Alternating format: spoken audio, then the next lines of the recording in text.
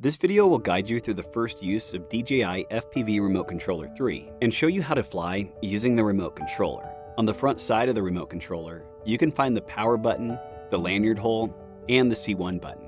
The USB-C port at the bottom can be used for charging or for connecting to a computer for firmware updates.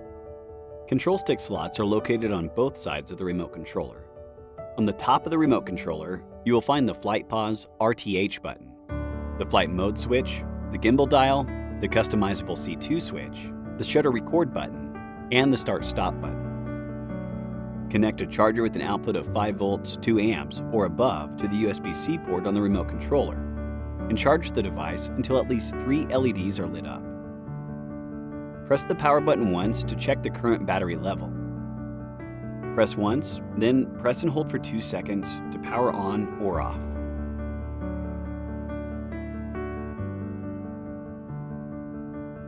After powering on, make sure all the devices are linked and have enough battery for further operation.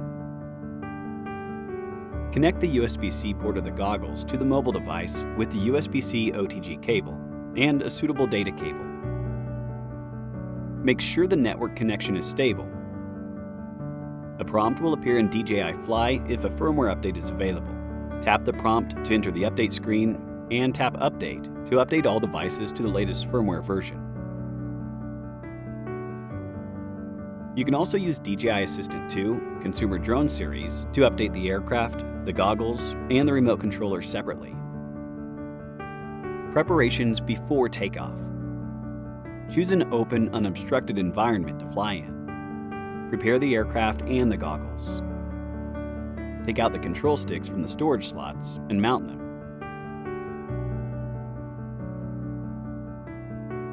Power on the aircraft, goggles, and remote controller. Make sure all the devices are fully charged. Place the aircraft on level ground with the rear facing you. Toggle the flight mode switch to normal mode and put on and adjust the goggles. Press the 5D button and open the menu. Go to Settings, Safety, and set the max flight altitude and the RTH altitude higher than the tallest building or nearby object. Check the flight live view in the goggles.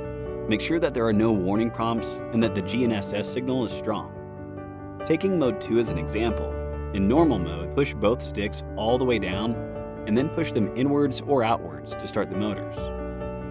If the aircraft has not taken off, push the sticks inwards or outwards again to stop the motors.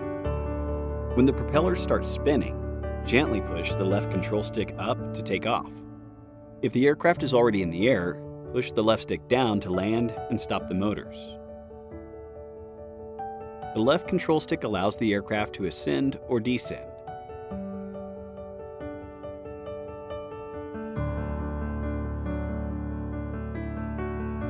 And adjust the orientation.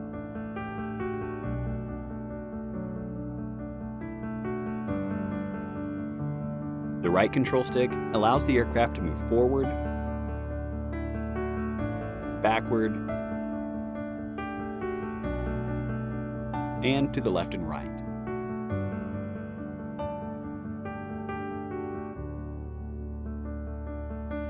During flight, press the Flight Pause RTH button on the remote controller to make the aircraft brake and hover. Scroll the gimbal dial left or right to adjust the gimbal pitch.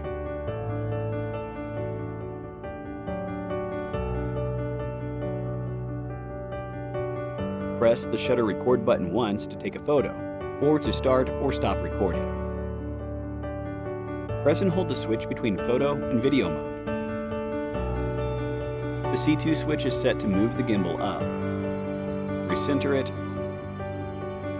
or move it down by default. Toggle the flight mode switch to switch to normal, sport, or manual mode.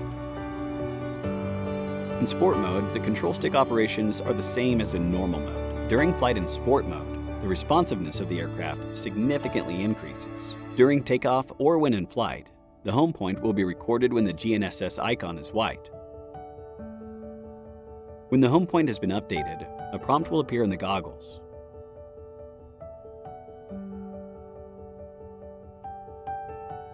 Press and hold the Flight Pause RTH button to start RTH. The aircraft will fly to the last updated home point. During RTH, press the Flight Pause RTH button once to cancel RTH. Thank you for watching.